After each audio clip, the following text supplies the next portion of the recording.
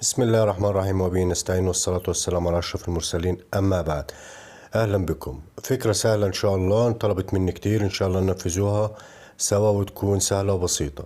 معنا أول حاجة بنجيب بلاطة سيراميك. بعد كده ما عندناش بلاطة سيراميك ممكن قطعة من الخشب. الفكرة كلها واستخدامها إن هي بتظبط لنا القاعدة أو بتظبط لنا الشكل اللي معانا اللي احنا هنبدأ ننفذ عليه الشغل كله.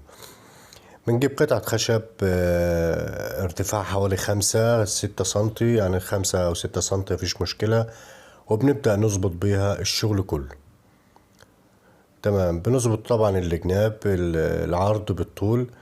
بعد ما بنظبط الدنيا كده بنحط حديد، أي حديد عندنا. ما عندناش حديد ممكن نستخدم اللي هو السلك اللي هو بتاع الشبابيك، طبعا انتوا عارفينه.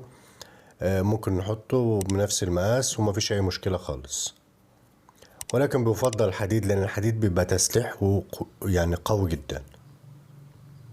تمام.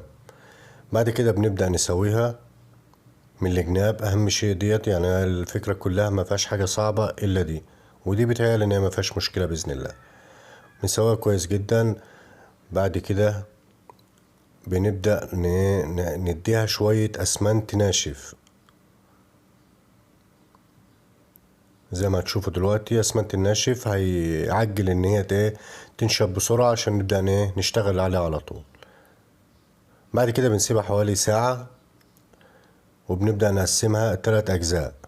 طبعا ديت طولها 50 سنتي، هيبقى حوالي 16 سنتي، كل جزء 16 سنتي، والعرض بتاعها 25 سنتي، الارتفاع بتاعها حوالي 5 سنتي أو 6 سنتي. طبعا كل المقاسات وكل الحاجات ديت كله موجود في صندوق الوصف تحت الفيديو. هتلاقي سهم صغير كده على الشمال، هتدوس عليه هتلاقي نفسك في صندوق الوصف. تمام. بنجيب بعد كده اسمنت ورمل.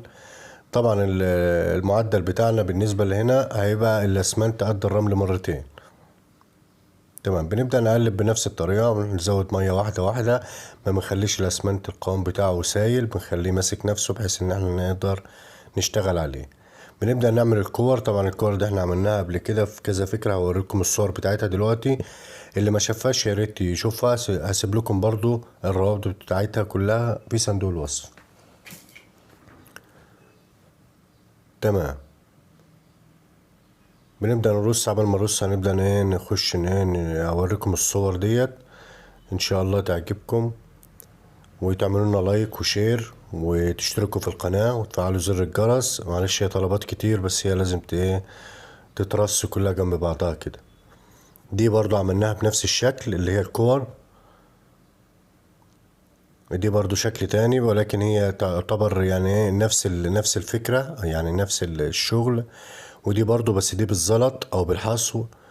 اخواننا واخواتنا العراقيين بيقولوا عليه حصو، احنا عندنا بنقول عليه زلط. ودي برضو نفس الشغل اللي انا بعمله دي كانت اول فكرة تقريبا انا رافعها على القناة. وديت برضو بالاسمنت، ولكن الاسمنت كان زي مستطيلات، يعني مش مربعات، مستطيلات عشان او زي قوالب الطوب.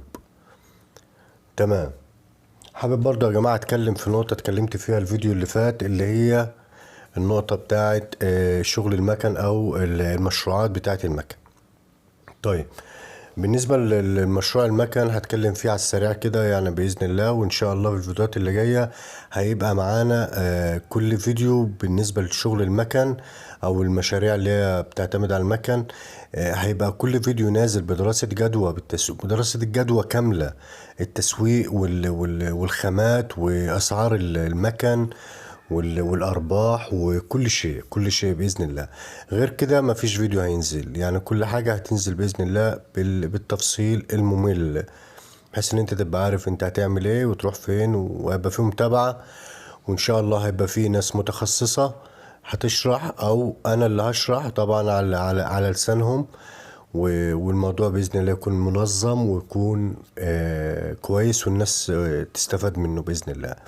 هنتكلم على مكن كتير، مكن الطباعة، هنتكلم على مكن الحفر بالليزر، هنتكلم على مكن نسخ المفاتيح، هنتكلم على المكن انتاج الطحينة بالشوكولاتة ومكن استخلاص الزيت، وهنتكلم على حاجات كتير جدا بإذن الله. تابعونا واعملوا لايك للفيديو ده عشان يوصل للناس كلها ويكون في ميزان حسناتكم بإذن الله. كده احنا كده قربنا نخلصه. طبعا احنا هنا عاملينه التلات مقاسات، يعني من تلات مقاسات، من اقل الوسط لاعلى، عشان برضو زي درج السلم كده، عشان برضو تبقى ايه الموضوع يبقى واصل للجميع. بعد كده بنجيب الصبغة اللي هي بتاعت صبغة الخشب وبنبدأ ندهنها كلها. طبعا انا ما استخدمتش بلاستيك، انا اشتغلت على طول بصبغة الخشب، مفيش اي مشكلة خالص. بتدهنها كلها بصبغة الخشب. طبعا انا هنا عايز الصبغة اهم شيء تدخل جوه في اللحامات او الاجزاء الداخلية او الفراغات اللي في النص. بره هنا عملتها اللون اللي هو الجبلي او اللون اللي هو الجملي. فبالنسبة لي الاسمر ممكن تستخدم اوراتول، ممكن تستخدم اي الوان زيت اسود برضو، اي حاجة، مش لازم صبغة، متوقفش عندي دي. طبعا كل حاجة هسيبها لكم في صندوق الوصف، الحاجات اللي انا استخدمتها برضو. اللي حابب يراجع الشغل ده او يعرف اي حاجة هيلاقي كل الروابط وكل حاجة في صندوق الوصف. تمام. بنبدأ نبتن او بنبدأ نعتق بنفس الشكل بحتة سفنجة وبنبدأ نخفها، يعني نحط شوية اللون وبنبدأ نخفه. يعني ايه، ندوس على السفنجة كده بحيث ان احنا نخف اللون من على السفنجة، وبنبدأ نبتن او نعتق بنفس الشكل. تمام. عملت اللون اللي هو الاحمر، هعيد عليه تاني باللون اللي هو الجملي. تمام. بعد كده بنجيب شوية غيرة، بنعمل اللي هي المشاية اللي معانا ديت او الحديقة او الجنينة ايا كانت بقى المسمى، بس انا عملتها شكل شيك كده بحيث ان انت برضو ايه ممكن لو عملت ديت ممكن تحط فيها زي شجر، تحط فيها اي منظر طبيعي فتبدعه يعني بإذن الله. ببدأ بعد كده، ودي اخر مرحلة اللي هي مرحلة الورنيش المائي، ببدأ ادهن الورنيش المائي. طبعا مهم جدا طالما استخدمت الوان مائية تستخدم ورنيش مائي عشان يحافظ على الالوان المائية. تمام. ده الشكل معانا وهو اسمنت، وهو قبل ما يندهن ورنيش مائي، والفينش بتاعه بعد ما خد ورنيش مائي. فطبعا يا جماعة وده الفينش بتاعنا. معلش هو انا صورت والتليفون واقف لان المكان عندي محكوم شوية بكركبة والدنيا عندي مش متظبطة، فاعذروني. ولكن صورت برضو فيديوهين جنب بعض بحيث ان الموضوع يبقى وصل لكم اكتر. اللي على يمينك ده وانت بتتفرج ده ثابت، التاني ده بيتحرك بحيث ان ايه الفكرة تكون او الشكل يكون ظاهر كويس قدامكم يعني. تمام. يا رب كده الفكرة تكون عجبتكم. انا سايب لكم دلوقتي بعض الصور لافكار كنا قدمناها على قناة جات لي فكرة، القناة الاحتياطية بتاعتنا. هسيب لكم برضو الرابط بتاعها، يا ريت تشتركوا وتدعمونا في صندوق الوصف، القناة الاحتياطية بتاعتنا برضو. ويا رب تكون الفكرة سهلة وبسيطة وتكون حاجة جديدة وممكن تستثمر فيها.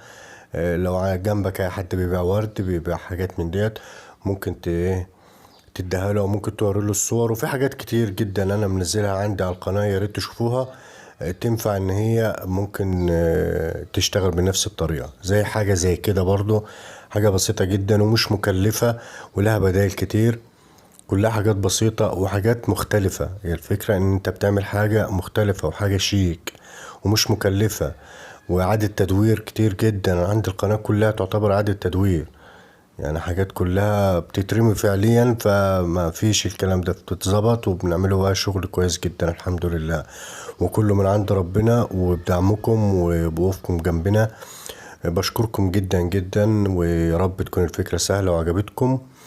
وما تنسوش اللايك والشير، وما تنسوش تفعلوا زر الجرس ضروري عشان يوصلكم الاشعارات الجديدة بالفيديوهات الجديدة. وشكرا لحضراتكم، والسلام عليكم ورحمة الله وبركاته.